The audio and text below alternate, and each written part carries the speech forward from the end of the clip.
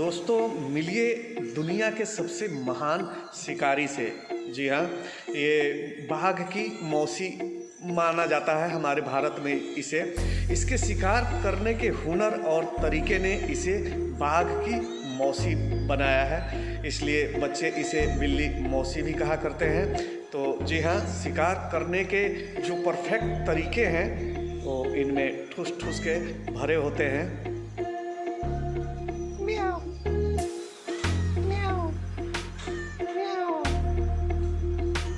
मैं पल दो पल का शायर हूँ, पल दो पल मेरी कहानी है, पल दो पल मेरी हस्ती है, पल दो पल मेरी जवानी है।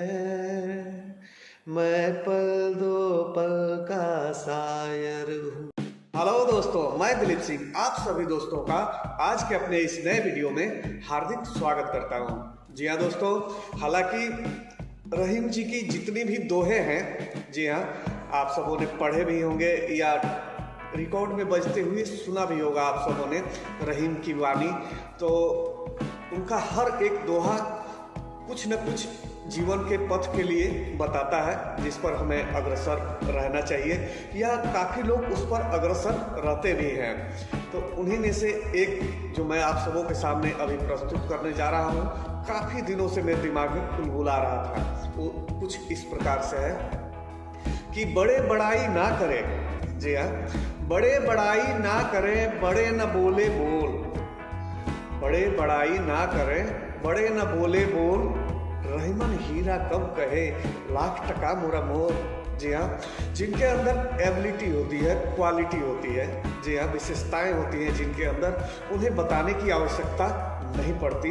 जिस तरह से खरा सोना या हीरे को ये बताने की आवश्यकता नहीं कि वो सोना है या हीरा है, या सूरज में इतनी रोशनी है, इतना प्रकाश है कि उसे भी अपनी परिचय नहीं देनी पड़ती, बस देखकर ही लग जाता है कि भाई सूरज है, ये सोना है, ये हीरा है, ये चांदी है। तो जो ओरिजिनल होता है, जो वास्तविक होता है, वो उसकी पहचान खुद में अलग सी होती है और वो विशेष दिखता भी है।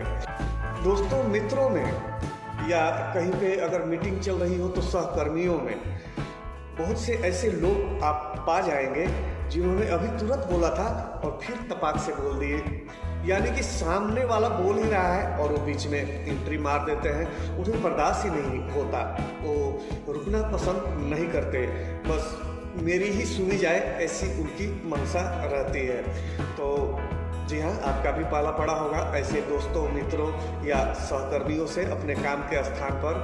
तो मैं आपको आज ये बताना चाहूँगा कि इन सभियों में होशियार कौन होता है। या कोई मीटिंग हो रही हो, या कोई पंचायत हो रही हो, या किसी ऐसे विषयों पर काम हो रहा हो जो कि बड़ा सोच समझ कर किया जाना है, और सोचने समझने के लिए 8-10 लोग नियुक्त किए गए हैं, और उनमें से एक व्यक्ति आप ही हैं। तो दोस्तों, उस वक्त ये मेरा अपना मानना है, मेरी राय है कि आपको ये करना चाहिए कि आपको खामोश रहना चाहिए।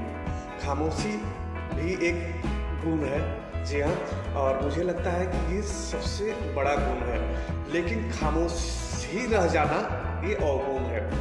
खामोश तब तक रहा जाता है जब तक सब कुछ सुन लिया जाए, और जब आप सब कुछ सुन लेते हैं तो आप अपनी राय रखिए, आप बेहतर दे पाएंगे। ये मेरा विश्वास है, ये मेरा मानना है। ऐसा मैं इसलिए बोल पा रहा हूँ कि जहाँ 10 लोग अपनी बातें रख रहे हो तो आपने सबकी सुनी है, क्योंकि आप आखिरी में बोलने वाले में से हैं। तो आप सबसे आखिरी में बोलते हो, तो आखिरी में बोलने के लिए आपके पास बहुत कुछ होता है। जो आपके पास था वो भी, और जो आपके पास नहीं था वो 10 लोगों ने आपको दिया। आप सब में अच्छा और बुरा हिस्सा छांट कर निकाल कर और अपने जेहन में बिठा लेते हैं, और अंत में आप अपना वक्तव्य रखते हैं, आप अपनी बात रखते हैं, और वाकई कारगर भी साबित होती है आपकी बात, और सभी लोग आपकी बातों में हाँ भी मिला देते हैं। तो जी हाँ, यही है और वो जो मैंने कहा था कि बड़े पढ़ाई ना करें, तो उसका मतलब ये है कि हम एक साधारण से वृक्ष, पेड़ से जो फलदार है उससे भी सीख सकते हैं कि अगर वृक्ष, फलों का जो पेड़ है वो लदा हुआ है फलों से, तो जाहिर है वो झोंका मिलेगा, क्योंकि वो लदा भरा पूरा है, लोड है, भरा हुआ है, तो झुका हुआ मिलेगा। लेकिन जिन पेड़ों में या पौधों में फल नहीं लगते वो हमेशा आपको तने ही मिलेंगे। तो आपने शायद कभी धनुष देखा होगा, उसे भी अपनी मारक क्षमता तब मिलती है जब कमान को टेढ़ा होना पड़ता है। जी हाँ, जो धनुष में लगा हुआ लकड़ी होता है, बांस होता है, लचीला वाला हिस्सा, उसे झुकना होता है और तब उसकी प्रत्यंचा से निकलती है, उसकी डोर से निकलती है तीर, क्योंकि उस डोर को तनाव मिला है उस लकड़ी के झुकने से। अगर वो लकड़ी नहीं झुके तो डोर को तनाव नहीं मिलेगा और फिर वो जो मार होगी वो बेकार होगी। तो झुकना सबसे बड़ी विशेषता है। जो झुकते नहीं वो टूट जाते हैं, ये बहुत पुराना फिल्मों का डायलॉग है या सच्चाई भी है। जैसा कि आप ट्रकों में, बसों में कमानी लगे हुए देखे होंगे, बहुत सारे लोग उसे हमारे इस एरिया में पत्ती भी बोलते हैं, जो लंबे लंबे होते हैं और कमानी होते हैं। उन्हीं पे ट्रक का या बस का या वाहन का पूरा लोड होता है और वो लचीले होते हैं। जैसे जैसे लोड बढ़ते जाता है वो इस तरह झुकते जाते हैं। ओवरलोड हो गया तो वो यूँ झुक गए और उससे भी ज़्यादा लोड हो गया वो टूट जाते हैं। तो बस उन पर उतना ही लादा जाता है कि वो सुविधा अनुसार झुके, जितने में वाहन और वाहन पर रखे हुए सामान को सुविधा मिल सके, झटके न मिले, उतना वो झुकेंगे। अगर वाकई दोस्त वो झुकने वाले ना होंगे तो बस हो, ट्रक हो या कोई भी मालवाहक या पैसेंजर वाहक गाड़ी वो सीधा पटकेगी। जी हाँ, झटका जो है चीज़ों को या बैठे हुए लोगों को जोर का पड़ेगा, क्योंकि नीचे कोई लचीली चीज़ नहीं है जो तनती है, झुकती है, तनती है और झुकती है। तो कमानी भी हमें लाइफ में ये संदेश दे जाती है, निर्जीव होते हुए भी, कि भाई जीवन में अगर बने रहना है, यूं ही शान से तने रहना है, तो कभी कभी झुकना भी जरूरी है। तो चलिए दोस्तों, आज के वीडियो में बस इतना ही। तो मित्रों, मेरे कोई भी वीडियोज अगर आप सबों को किसी भी कारण से पसंद आते हो तो प्लीज़ जो भाई लोग मेरे चैनल को नया देख रहे हैं वो सब्सक्राइब कर लें।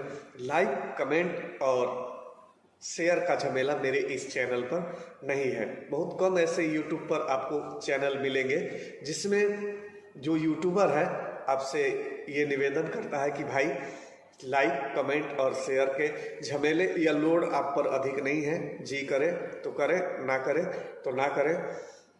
बस इसी के साथ जय जवान, जय किसान और जय विज्ञान। दोस्तों धन्यवाद मुझे सुनने के लिए और मेरे साथ इस छोटे से चैनल पर अभी तक बने रहने के लिए।